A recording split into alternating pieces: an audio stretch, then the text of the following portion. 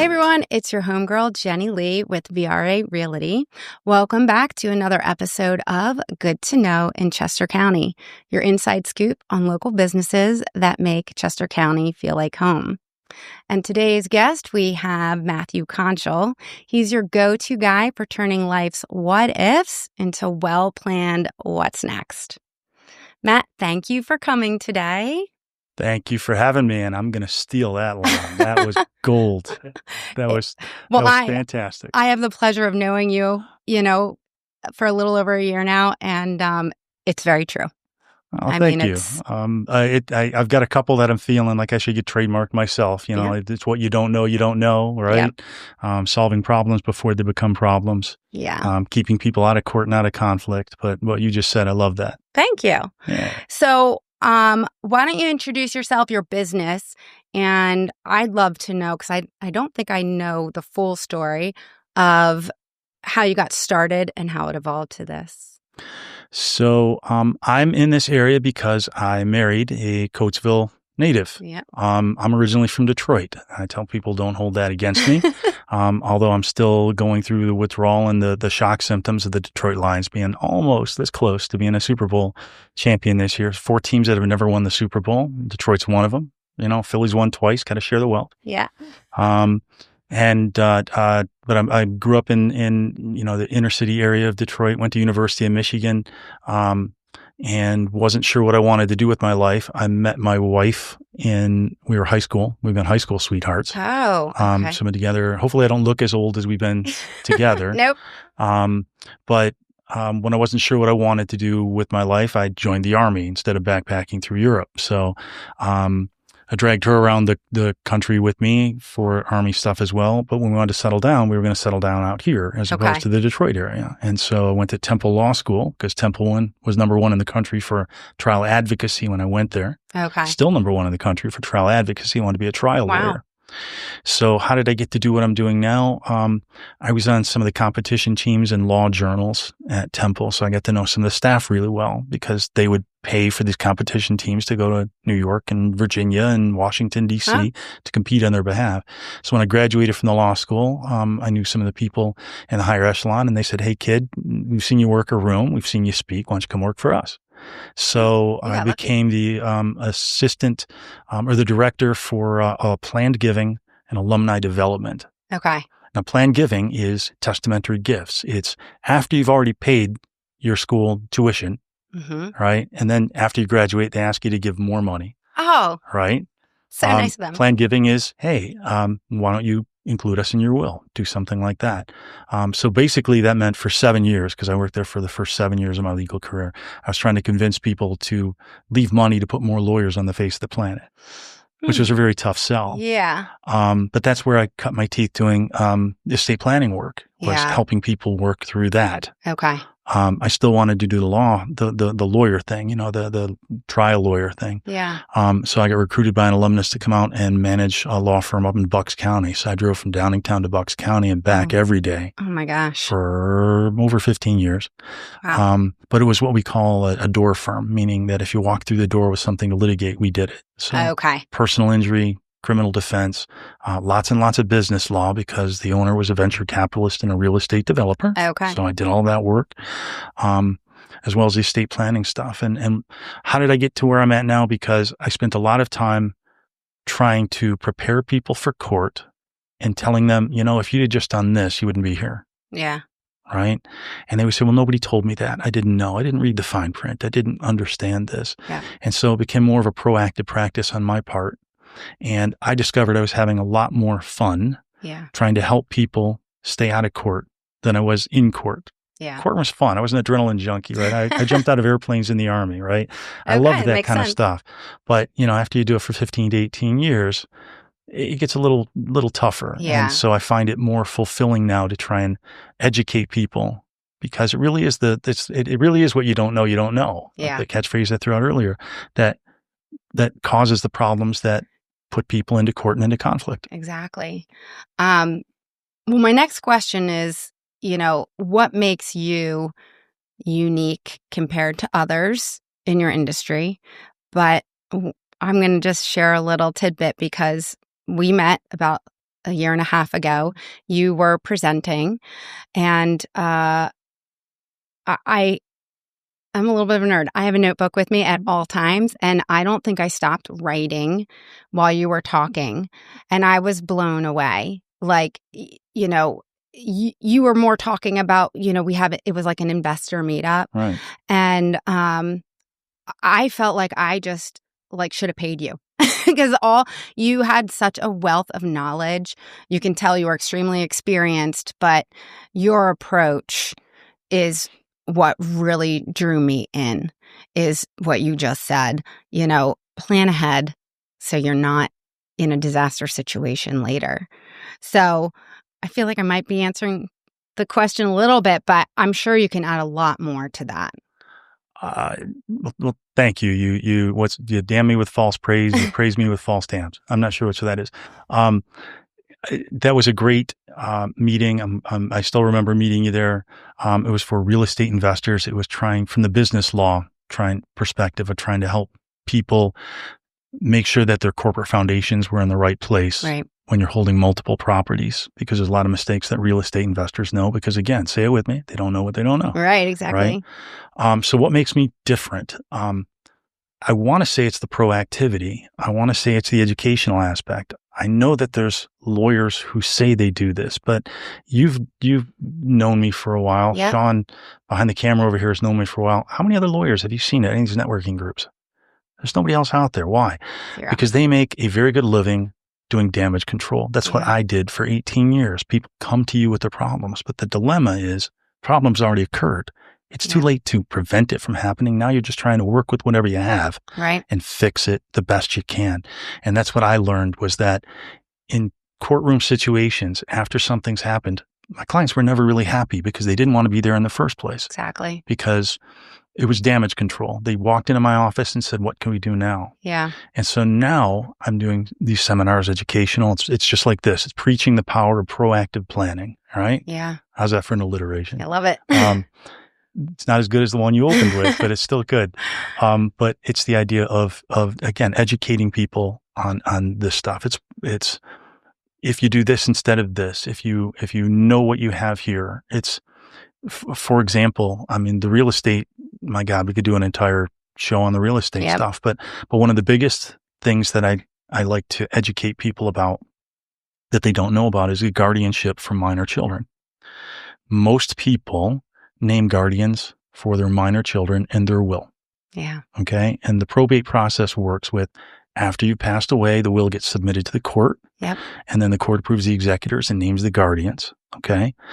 But the dilemma is, and obviously we're talking about if both parents pass. If one parent passes and there's minor children, the surviving parent obviously takes over. But if something happens to both parents, most people don't hand a copy of their will to their babysitter before they leave for the night. Yep.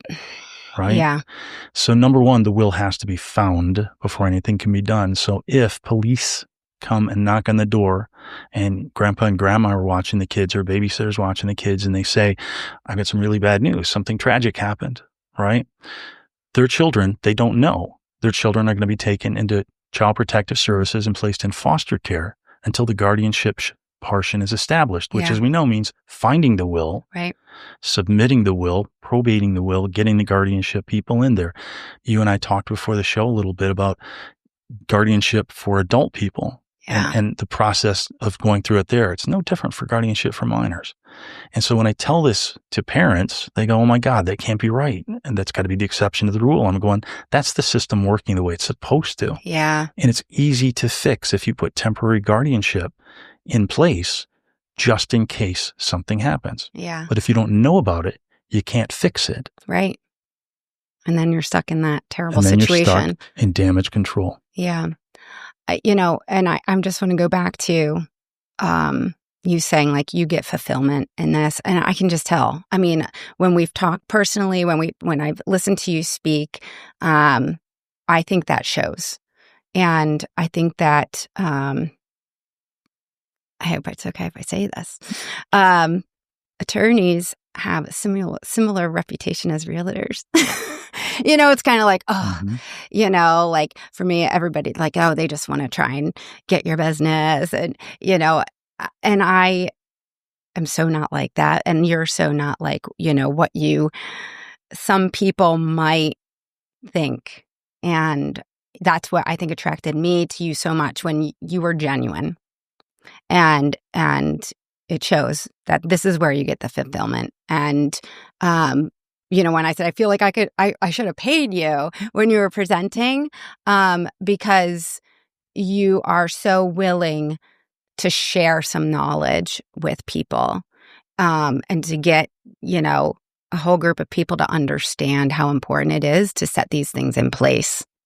So lawyers definitely have a bad reputation, and part of it is they think the only protection they have to keep in their jobs is if they speak in terms that people don't understand. Yeah. In this day and age, it's even more important for education to happen because, 30 years ago, this company popped up that's called LegalZoom, and there's been a brainwashing, I think, that's gone off to people since then. Yeah. And the brainwashing has been, you don't need a lawyer in order to do your legal work for you. You can download a template. You can fill in the blanks yourself. And that part is true. You absolutely can, except the template, it's not filling in the blanks that makes it important. It's knowing the consequences of the terms that are in there. It's the outcome. It's not the documents that make the plan. It's the plan itself that makes the plan. Yeah. It's knowing what's going to happen next. And so, you're right. That's what I try and let people know about, because they'll tell me, hey, I'm just going to write my will out on a cocktail napkin. I'm leaving everything to my wife and kids. Here's 2 witnesses. Boom. That'll work, right? And I'll go, yeah, it's legal. It's legal in the state of Pennsylvania. But what are the tax consequences to the surviving spouse? What are the tax consequences of the estate? We live in the wonderful state of Pennsylvania. Again, I'm originally from Detroit. I love Pennsylvania. I've been here for more than 30 years. Yeah. One of the things I don't like about it, other than the fact that you have to go to a state store to buy anything, is Pennsylvania's wonderful inheritance tax. Yeah. 5 states in the union still have it. If you don't plan for the inheritance tax, your family's legacy may be a John Cougar Mellencamp song where they inherit the farm and then can't pay the taxes and the bank forecloses on it. So it's knowing the consequences and the consequences to surviving beneficiaries as well. Right. I had a phone call from a young woman. This was about a month ago. It was her dad and mom were married. It was her and her sister, and dad passed away with no will. And she said, we need help doing the probate of the estate because mom's going to get everything. And I said, no will, right? No, mom gets half in Pennsylvania and you and your sister are going to get 25% each. You get the other half. Yeah. And she said, I'm on government benefits. If I inherit this money, this is going to throw me off the government benefits. I can't show income. Yeah. Right. And I said, that's a problem that could have been resolved very easily before your dad passed away. Now we're in damage control mode. She didn't know what she didn't know. Yeah. Yeah. And 2, like, I related it a little bit in real estate because the whole LegalZoom thing, right? Can you do it? And is it legal? Sure. Right. But not one single transaction I have ever done is the same. No. And you go on LegalZoom and you've got this generic document, but there's so many things tied to differently to each situation for this family or this business, that could I would never feel comfortable doing that. And that's because you're smarter than the average bear. People out there, they look at the templates and they go, what do I need somebody? I can sell my own house, right? There's an old joke about being a trial lawyer, and it's saying, if the facts are not on your side, you argue the law. And if the law is not on your side, you argue the facts. And if neither the facts nor the law are on your side, then you bang on the table and yell at the top of your voice and hope that you can just bluster your way through it. Yeah. Right? But transactional work is the exact same way. The experience, every single person has a different fact pattern that they bring to it. Every family has a unique something that they're bringing to it. Every home has different things to it. Yeah. There's laws, in every township, there's the state ones, then there's the county ones, then there's the township ones. I had a young couple who purchased a home, and the home had a dog kennel on it. And so that was part of what they moved there, is they were going to raise dogs. And what they didn't understand is, while the kennel was state approved and even inspector had come out and said it was okay, the township had changed the laws that said you couldn't own more than 8 dogs in there. So they weren't aware of this, and inspectors coming out, because they had 30, 40 dogs on the premises. Oh my gosh. And they're getting like $1,000 fines a month, every month for this. Because when they bought the house, either the realtor didn't know enough about it, or rather, I remember in this one, they used a friend of a friend as the realtor. And that's why I said the realtor didn't know about it, because there's a lot of part-time lawyers out there, and there's a lot of part-time realtors. Yeah. And what people need to know is you use somebody in your profession who does this full-time, who does this all the time. That's how you get the experience. Yes, 100%. Right? I had to call townships. My client years ago was looking for a house, and she said, but I have 3 goats, and I need to make sure I can have them at my property. Right. So she shared that with me, fortunately enough, but I was calling every single township, because I'm like, well, we don't want to find out later, so. Right. Yeah. Listen, experience counts. You can watch a YouTube video that teaches how to rewire your house, but every electrician I know is going to tell you, don't do that. Yeah. Right? You're going to burn the place down. You're going to electrocute yourself. And if you think about it, it takes 8 to 10 years to become a master electrician. And for the law, we got to go through 4 years of undergrad, 3 years of law school, 2 to 3 years of learning the bar. That's just to get certified to practice. Yeah. Same amount of time as a master electrician, but we don't really know anything until you've been doing it for a while. Yeah. I've been doing this for over 25 years. You've been doing this for a long time. Again, like me, we age very well. We look great. So it's the experience that counts, and it's talking to somebody who actually knows what they're talking about. Yeah. Just because they're a realtor doesn't mean they know what they're talking about. Yeah. And just because they're a lawyer doesn't mean that they know about this particular area of the law. Yeah. Yeah. I will certainly tell you, I've learned a lot through experience, and, you just figure it out and say, well, I'm not going to let that ever happen again. Right. Or I'm going to make sure my clients really know and are prepared for this. But I'm curious, you've actually already shared a couple scenarios or actual situations, but if there's one that really sticks out, in a really challenging situation that you just had never seen before, and you're like, okay, I got to figure this out. Well, I explained a family situation to you a little earlier, but it's that money changes people, money changes things. And I'll give you an example. It's 20 years now that the Terry Szabo case happened, right? And so Terry Szabo's litigation case is the reason why we have living wills. Mm-hmm. Today, because this woman because her husband and her family were fighting over whether or not she would have wanted to end her life. She was in a coma and potential brain damage situation. She was on life support from 1993 until 2005. Gosh. Before it was finally resolved. And so it's 20 years ago that this matter was up, and that's why we have living wills in place so that people can make decisions to have what they want to have happen done if they can't vocalize it. Yeah. And so when you're talking about situations, what I try and explain is you flip the script on that situation a little bit. When my dad passed away a year ago, this last February, and when he went into the hospital, he was already deep into kidney failure. He was 87. We had put a living will and medical power of attorney in place for him. And so when he went into the hospital last time, we put him on pain medicine to keep him comfortable. Sure. But we didn't put him on antibiotics or breathing or food because we knew those weren't going to change his situation for the better. Yeah. They would postpone it, but they wouldn't change it. Right. But the key about that situation and living wills in general is we didn't make that decision. He had already made that decision. Exactly. And he let us know about it beforehand. And so all we were doing was honoring his wishes. Right. And it took that burden off the family, and it took that regret and hesitation and maybe doubt of were we doing the right thing. Right. It put all of that into perspective because he already told us this is what he wanted. Just because he couldn't tell us at that time, he'd already made it known to us. And that's a key to estate planning is there are things you own and control in your life. And as long as you can vocalize what you want to have happen with those, it's cool. Yeah. Right? No problem. Yeah. But if you are in a coma, if you're unconscious, if you are suffering from dementia or Alzheimer's, those actually scare me more than the idea of dying. Yeah. Right? If you're in New Zealand and you're not here, right? Yeah. All of those things, realtors deal with powers of attorney all the time for somebody who's not able to attend the closing. Right. Right?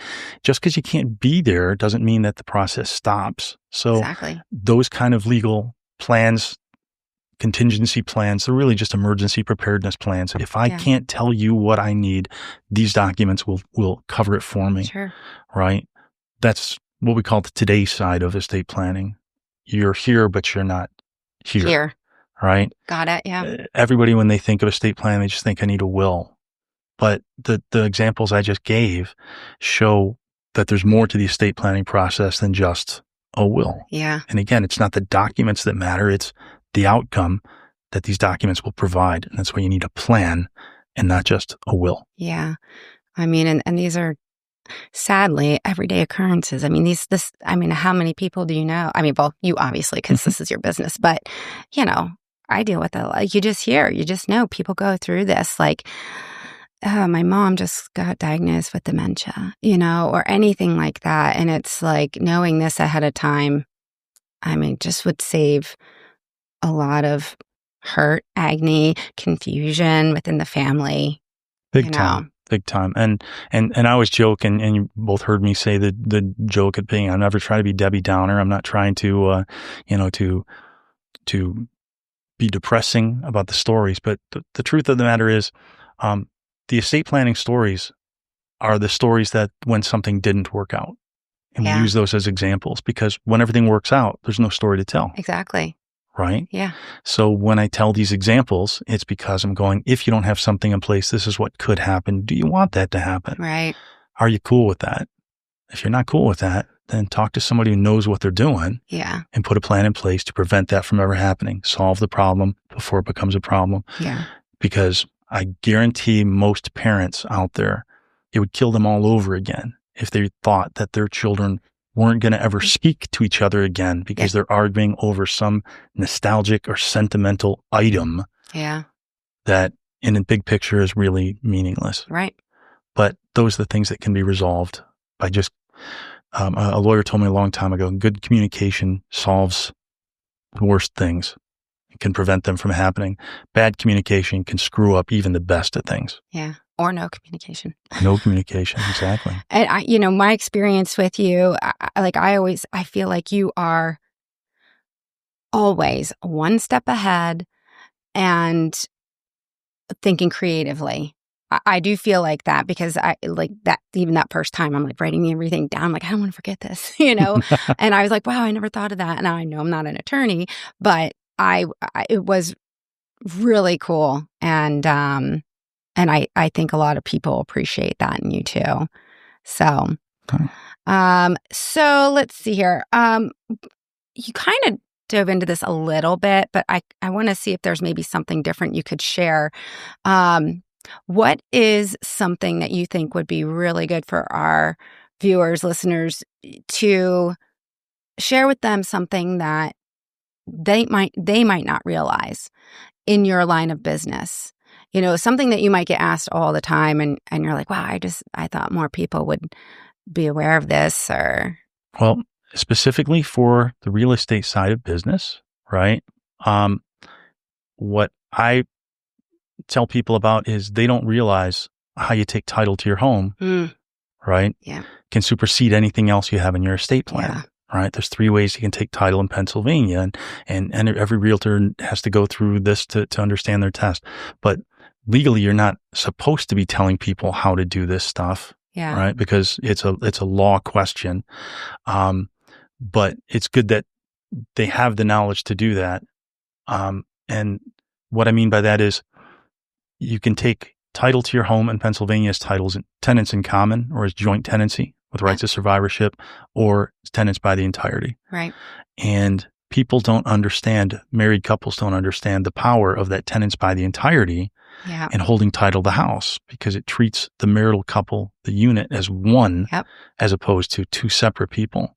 And again, I could spend 20 minutes just talking about that alone, but it's always finding something out. I've sat down with 3 sons and their mother 3 weeks ago, and the deed to the home between the mother and the son was taken as tenants by the entirety. Yeah. And I looked at that and I went, I've never seen that before in 30 years of law practice. This is only for married people. Yeah. And it was a mistake. That's why I'd never seen it before, because it's not supposed to happen that way. Right. A mother and a son are not supposed to be able to take title to home, tenants by the entirety. And so that was the big question mark that I threw out, is, again, trying to solve a problem before it becomes a problem. As I said, there's half a dozen different ways this could be resolved or handled, but none of them are going to give you the certainty of knowing exactly what's going to happen, right? Yep. Do you want to proceed with that question mark? Right. Right. So I guess the answer that I'm going with that question, with that example, is there's tons of aspects of your life that are affected by the law every single day that we don't think about. We just kind of gloss over. But the law is unforgivable for people who don't know about it. And if you remember, ignorance of the law is no excuse for not obeying the law. Yeah. So it's better to find out than to hope you can bluff your way and apologize later. Yeah. Yeah. Just tying it back into like Chester County here. I mean, you've had a ton of years of experience now here in Chester County. And I'm just curious, we know why you're here now. But what do you love about it, being in here, working with clients? And, is there anything that comes to mind specifically just for this area? I love Chester County. And that's why we stayed here.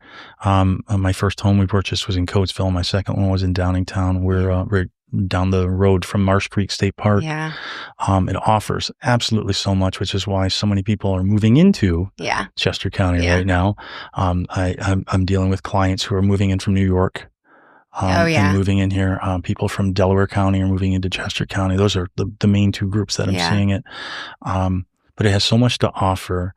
And because the property values are going up as much as they are, because it's a place everybody wants to be. Pretty desirable. Right? It's a pretty desirable location. Yeah.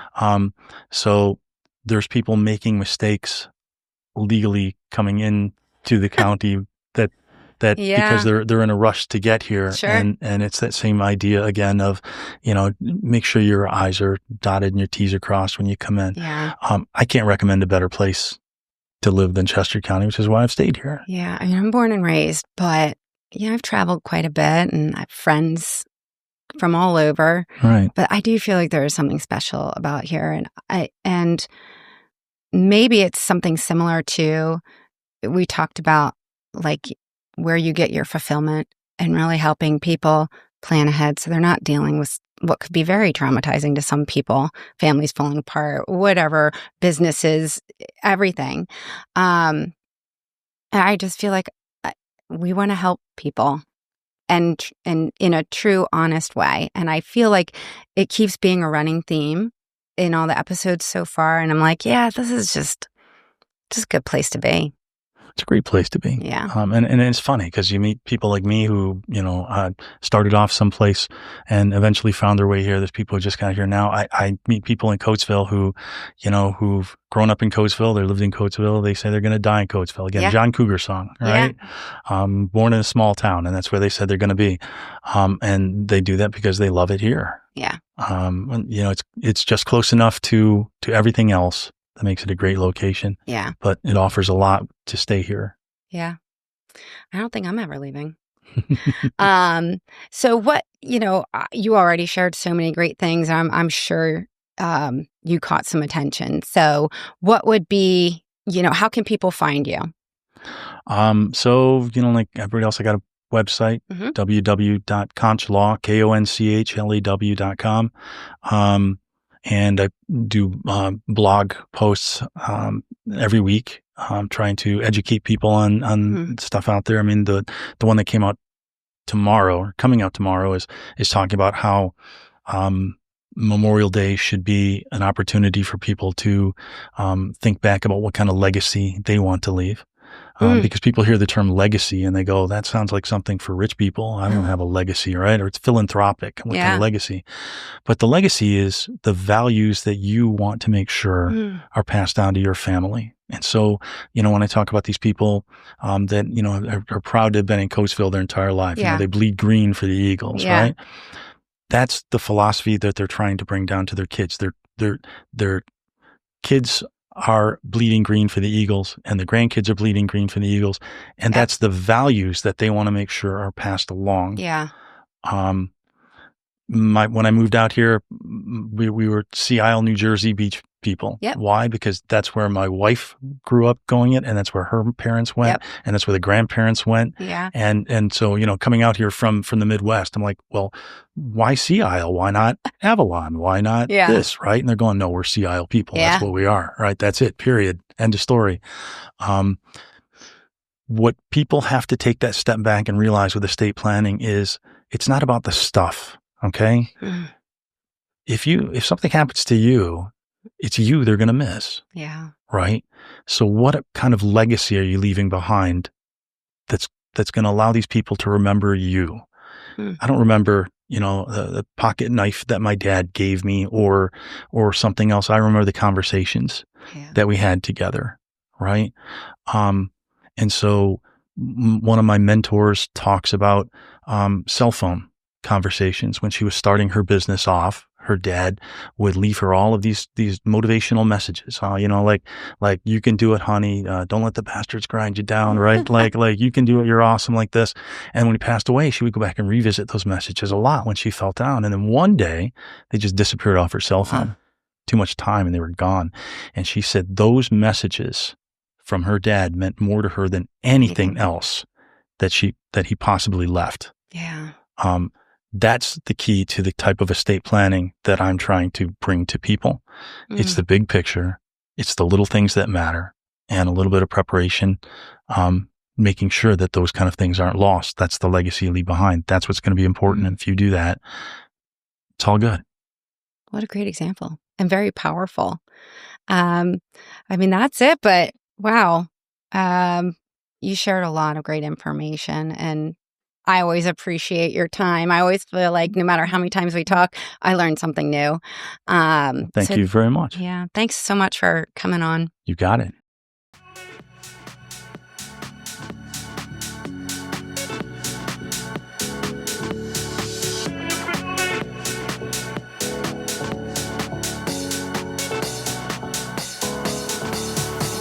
I'll be your love, I'll be your sunshine.